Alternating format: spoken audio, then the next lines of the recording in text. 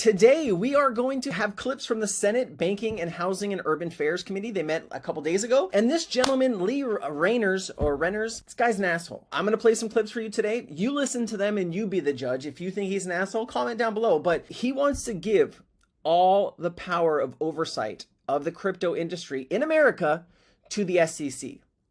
The SCC who leads regulation by enforcement, the same SCC that is being investigated now by Congress, the same SCC that people inside of the SCC says they're going too far and they're not working with the industry.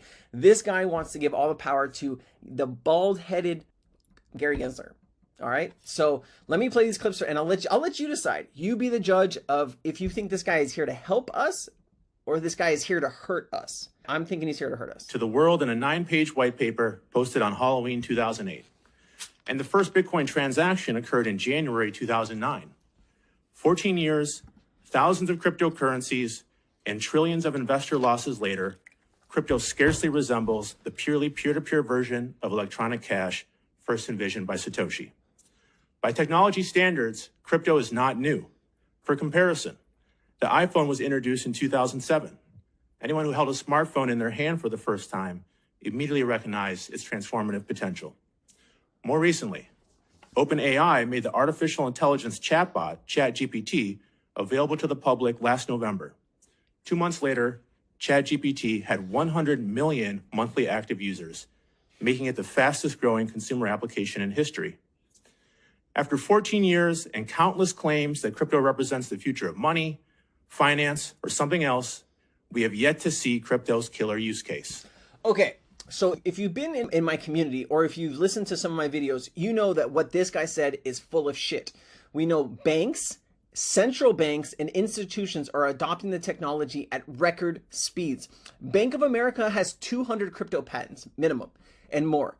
Do you think that sounds like we haven't made anywhere or gone or moved this industry forward?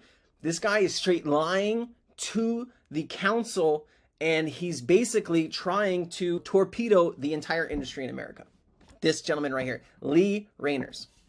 In fact, only 16% of US adults have invested in, traded, or used crypto. 40 million Americans hold crypto. Once again, lying through his teeth on facts. The data is clear. Most people invested in crypto simply because they thought they could sell it to someone else at a higher price in the future. Sadly, these people were wrong. 14 years have provided ample evidence of the dire harm cryptocurrency inflicts throughout our society. Okay, it inflicts harm when we don't get clear rules of the road, right? Bad actors will always be in an industry where there is no rules of the road or regulation for the most part in these jurisdictions. That is the reason we have seen such fraud in the industry. Listen, if the United States would have passed clear guidance several years ago, FTX, Celsius, all of these things that happened last year might not have happened, right? Because they probably would have had FTX be in an American company. They wouldn't have gone offshores where they could have regulated it and not fall victim to what we fell victim to. I'm going to keep playing this guy's stuff. We need to step up and start doing something. Emailing Congress people. I'm calling. I'm tweeting out of them. Whatever you can do too, please, this is a fight we have to take right now. And it's not just an America fight. It's a global fight. Beyond the billions in investor losses due to frauds, hacks, and scams, crypto undermines our national security by facilitating terrorist financing and sanctions evasion. It undermines our economic security by fueling a surge in ransomware attacks that have crippled American businesses, healthcare systems, and municipal governments. So crypto didn't do any of that. People did, right? People are the bad actors, not the technology. This guy's going after the technology. And it jeopardizes our climate goals by needlessly consuming massive amounts of energy. That is only Bitcoin, right? High proof of work computation, right? Most of everything right now is proof of stake. A lot of builders understand that proof of stake might be a little bit economically friendly model. But let's keep listening to what this guy is saying. That contribute to carbon emissions and electronic waste. I ask, what benefits do we have to show for these costs? Even as we stand in the ashes of the FTX implosion, the crypto industry is spinning new narratives to deflect and obfuscate the damage they have wrought. One such line goes that Sam Bankman-Fried was just a bad apple, and that the problem lies not with crypto's underlying technology, but with centralized crypto intermediaries. But FTX was not an isolated incident. Terra Luna, Celsius, All bad actors, all people trying to defraud and make money on the backs of other people. It has nothing to do with the technology. Voyager, BlockFi, Axie Infinity, Genesis, Mango Markets. How many more must fail before we conclude that the entire barrel is rotten? In the dot-com boom, right, there was a bust, right? And a lot of the companies that weren't really building the future of technology, those companies eventually closed. And the ones that did have actual real-world use cases, those are the ones that are still around today. Let's understand that, all right? Another self-serving line spun by crypto boosters is that policymakers must embrace innovation, or else the crypto industry will migrate to other jurisdictions with a more favorable regulatory climate. But this implies that innovation is an unmitigated good. The truth is that innovation is value neutral. It can be used for good or bad. Instagram for kids is technically innovative, but does anyone think it's a good idea? Looking at crypto, it is clear that the costs outweigh the benefits. So why would we want to embrace it? The millions of Americans who invested in crypto only to see their hard-earned money evaporate do not care whether crypto is classified as a commodity or a security. I care, and the world cares, right? XRP all over the world, every other country, it's a commodity. This country, we're running around with we're a bunch of monkeys running around. We can't even open a banana. And we got this guy, King Ape here, just spewing. You know what he does? It sounds like he's like a sock puppet for JP. That's what this guy sounds like. I think maybe him and Elizabeth Warren had dinner last night and they were like, hey, what should we bring up and discuss in tomorrow's committee? Here are the questions that I'm going to give. Elizabeth Warren clearly did that to Gary Gensler. Maybe she did it with this gentleman. There's a lot of problems here, guys. And this is the fight that we're up against, right? This is the fight we have to take to them, okay? They do not care whether the industry is regulated by the SCC, CFTC, or some other agency. We do care. They only care about having the same basic safeguards they have come to know and expect from the traditional financial system. Unfortunately, we have let them down. All right. That's that clip. Let's listen. We got some more here, guys. Got some more. Basic bargain to disclose the risk involved in that. And then investors are free to choose what risk they want to take. And so I see no reason why that principle shouldn't apply to crypto, although I'll agree with Professor Yato's point that maybe the specifics of what gets disclosed can be debated. And I think the SEC does have the authority, and I think Congress should give them the authority to draft customized disclosure regimes for certain decentralized crypto products. And the EU is moving in that direction, but disclosure is necessary. Thank you. I guess the $54 million of Super Bowl ads a year ago and 0 ads this year underscore that. The reason there were 0 ads this year is because they wouldn't allow crypto ads. These people, man. Ranking Member Scott. Thank you, Mr. Chairman. Just to listen finish to this. Professor Yato's point on disclosures. Having sold mutual funds in a past life, I will say that having a prospectus that the average person can understand would be really helpful. The truth of the matter is disclosure sounds great until you try to read a prospectus and you can't figure out what in the world it says. So I think plain English would be very helpful for the vast majority of our folks who are first-time investors to understand what it is that they're investing in. And I would say without any question, this is an area where that is really important because of the complexity of the actual underlying asset itself. Right now, the United States has the strongest and most enviable capital markets in the world.